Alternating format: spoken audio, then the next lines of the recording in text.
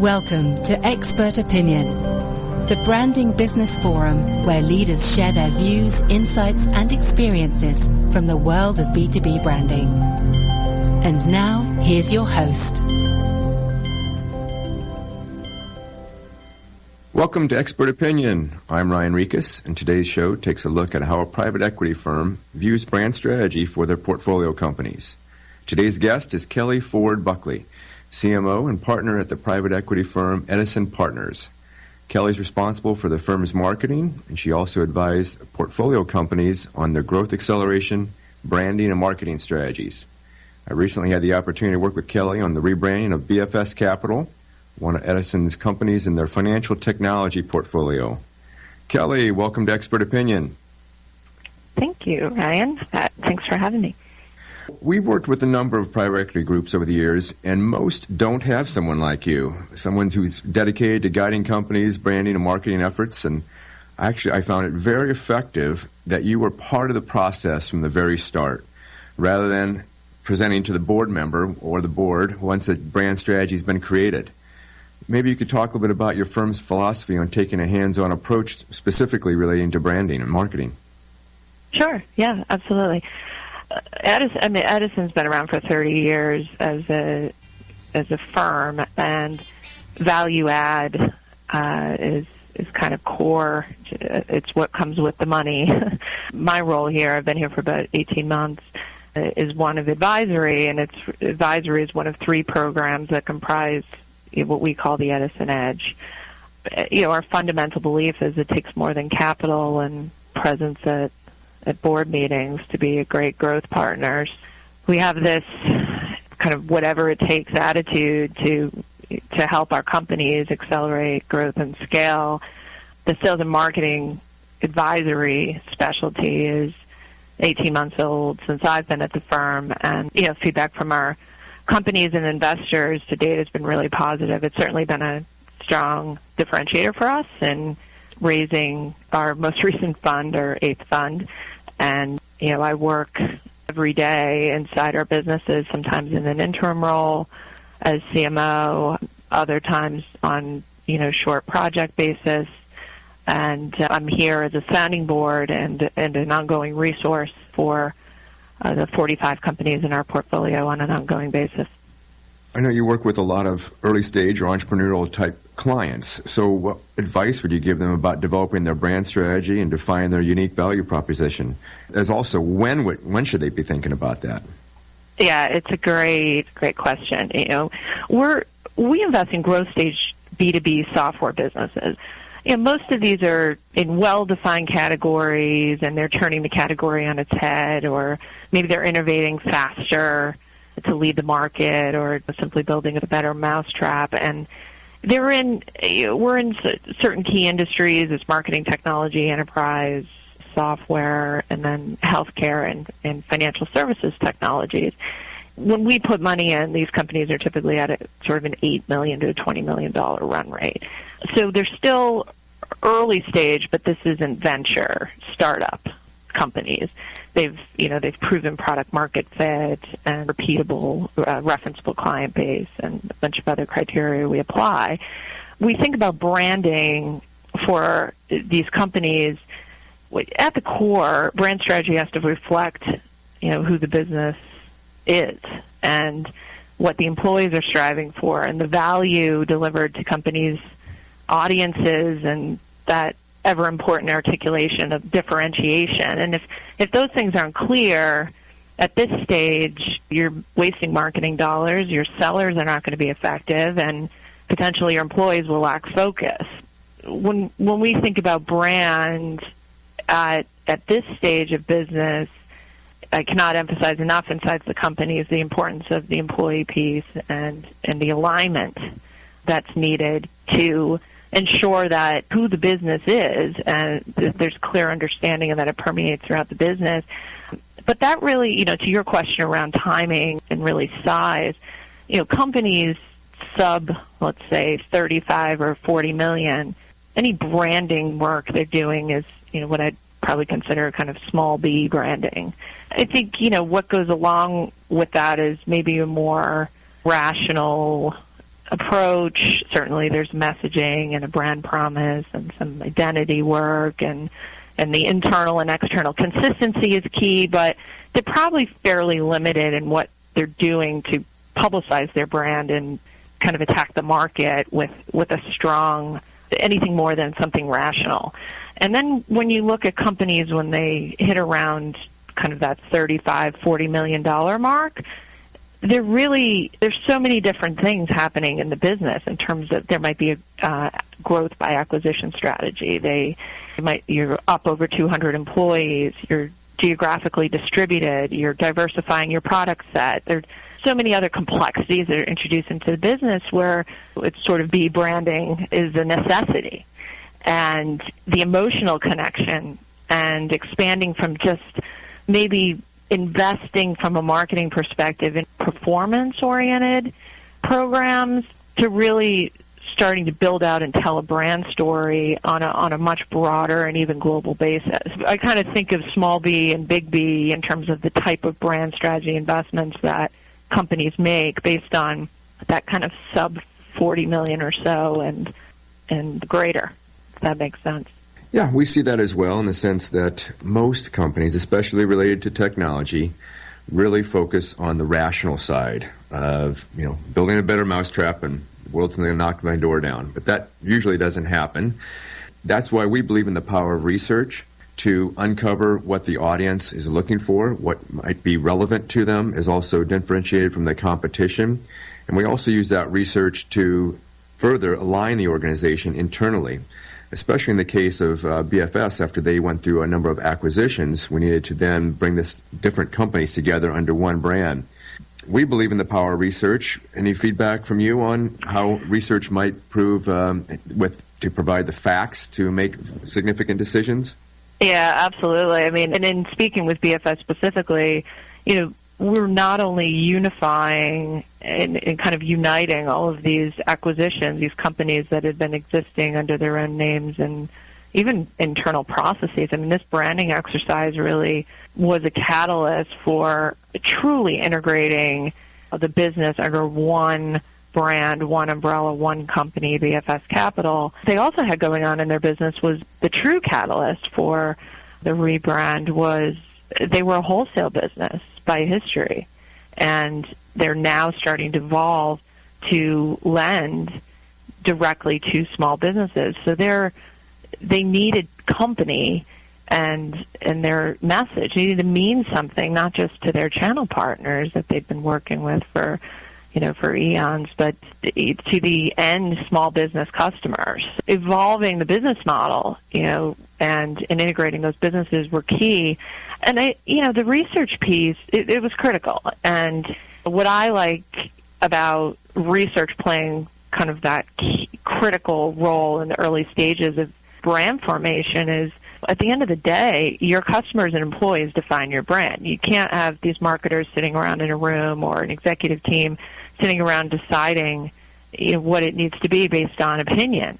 The keen understanding of the competitive landscape and who your employees are, like who is this business, and that's what you guys really cracked and kind of got into for BFS.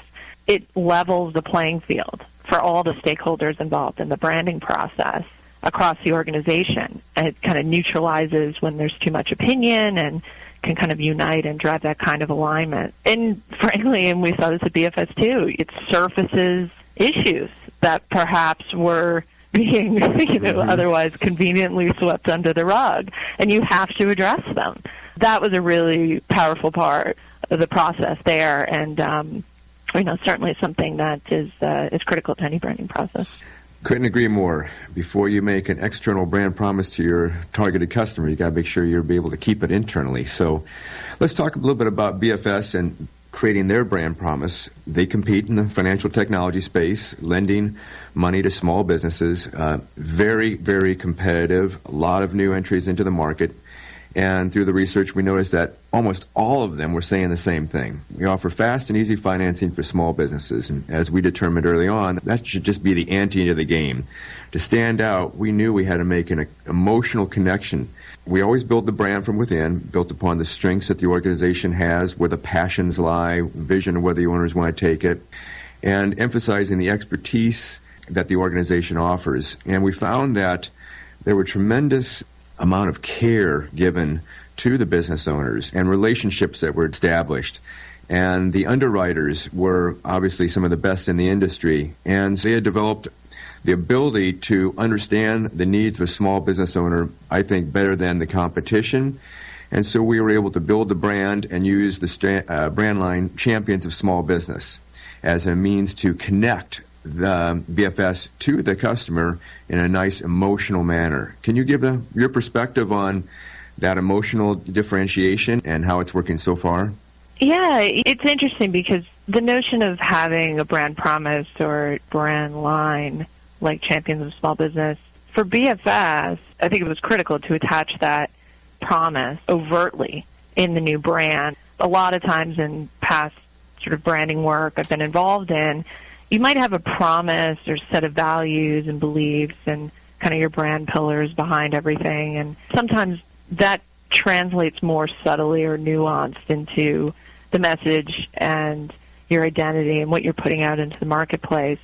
BFS, it had to be overt in order to convey, just as you said, this expertise, this relationship orientation that the business has with their end customers and with their partners, and the responsibility that this company has and believes in terms of lending and taking care, being a champion of that business, ensuring that they can fund their dreams, but not overextend ensuring they're not forcing the small business to overextend themselves.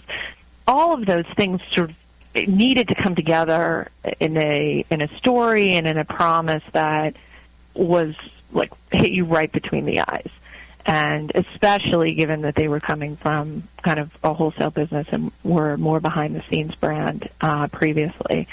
It's just a really fun line to play with from a marketing perspective. And we've been, to date, we introduced it. The employees were all bought in. The internal launch, I think, was very successful.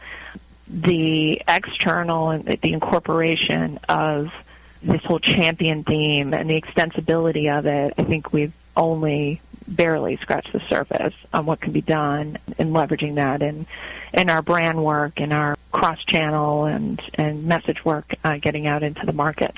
Slowly but surely, it's a lean team, but with a lot of big ideas and exciting plans for it, certainly. But the foundation is there, and that's what's important, and I think the internal buzz and belief and kind of the way that employees have embraced it is really exciting. Well, it's certainly a big platform to build upon, and as you mentioned, it's a great internal mantra as well. We've understood and went through the process. The culture of the organization already had some of these beliefs, and that's the way they personally felt about the ability to lend money to a small business at an ideal time to help them grow. And there was already a lot of pride internally about the ability to do that. And so, once again, we just built the brand from within and captured an idea that can continue to extend internally, but also build externally as well.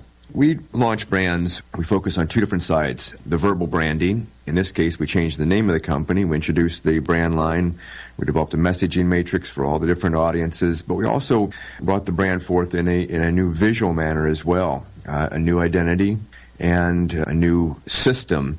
And research shows that people actually see first and read or listen second. And just want to get your thoughts on your viewpoint on the brand system that we introduced and how that's working. Yeah, they're critical components to certainly approaching a new brand and a rebranding exercise like this. That you want to be comprehensive in the approach, and you guys certainly subscribe to that and kind of guided the company there. But some brands require, especially the earlier stage in our portfolio, being so rational, they're probably less visual focused and more verbal.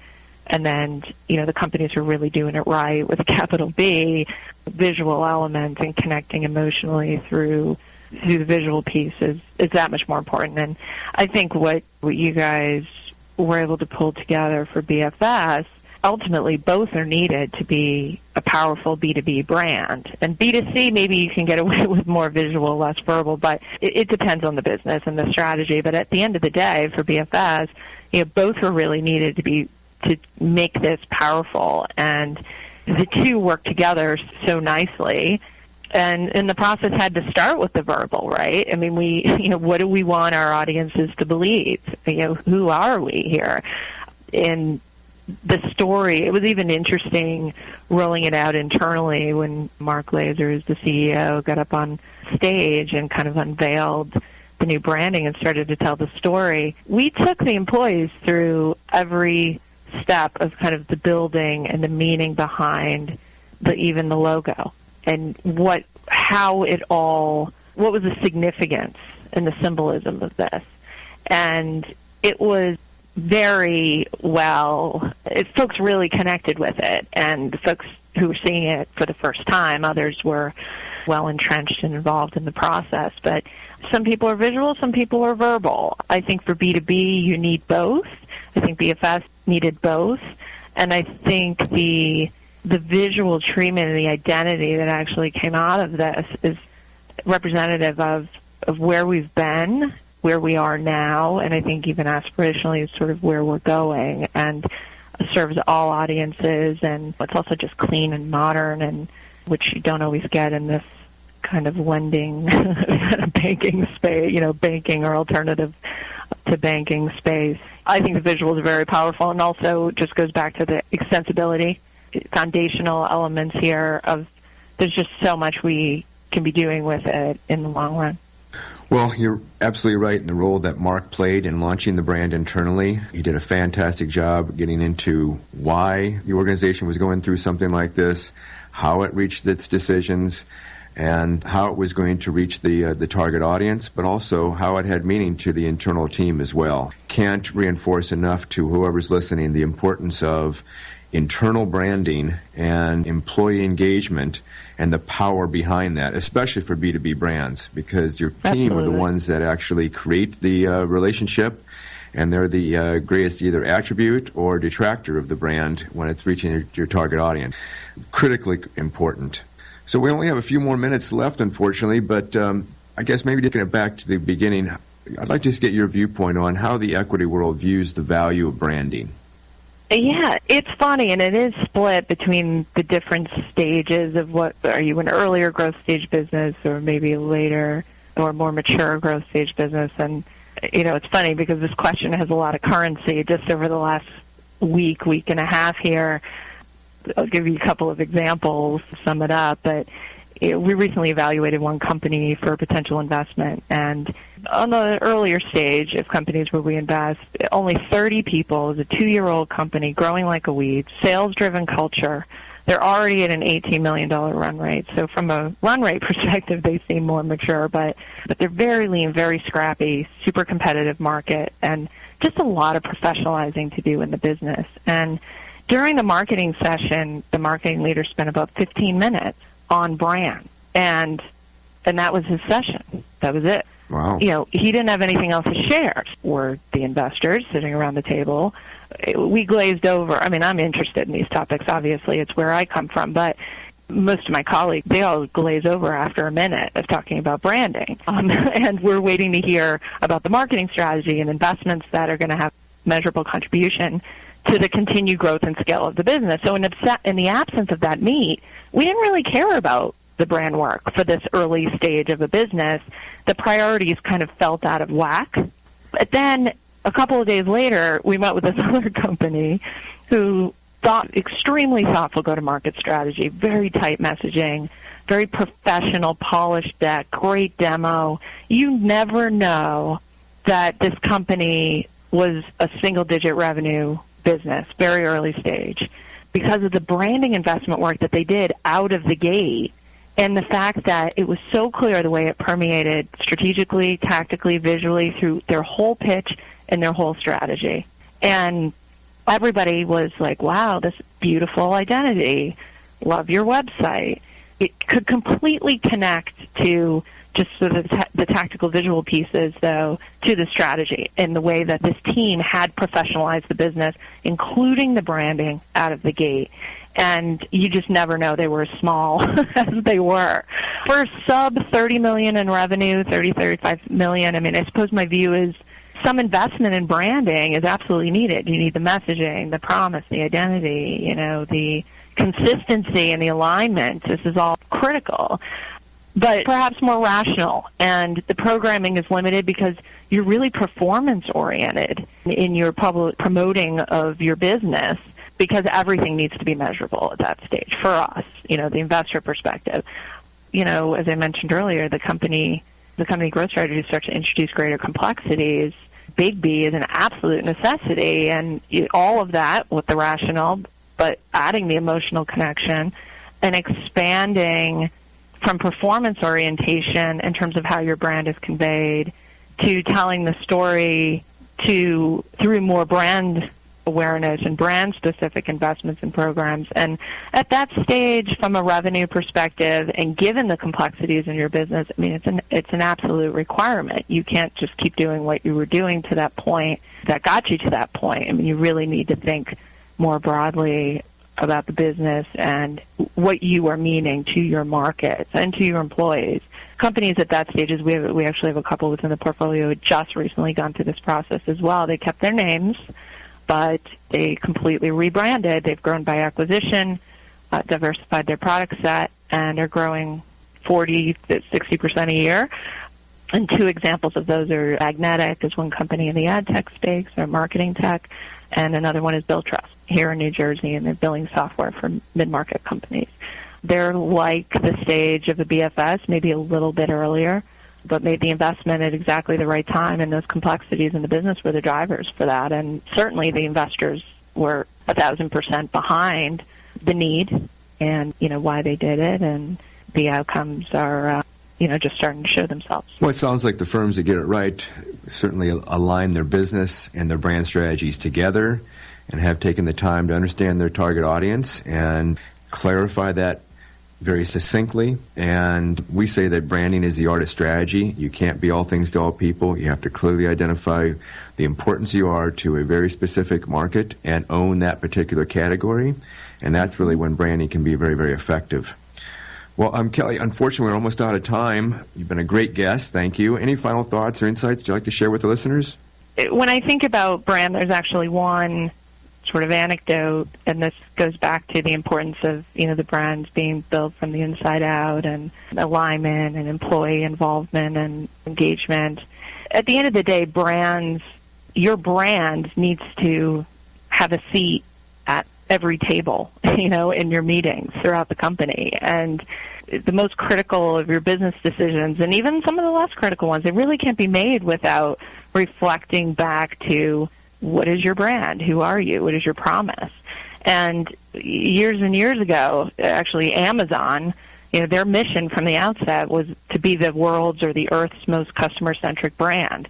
And the way that they carry that out, and is a constant reminder internally, is they leave an empty seat at the table in every meeting for the most important person in the room. And that most important person is the customer, and that ties right back to the core of their business and their brand. And regardless of what your mission is, how vast, your different audiences are, your promise and that presence of that promise inside the business is what helps you create a great brand or rebrand, and it should continually remind you of why you do what you do and how you do it. So I love that whole seat at the table concept for the customer, for Amazon, and your brand needs that seat at the table, whoever your audience is and what your promise is.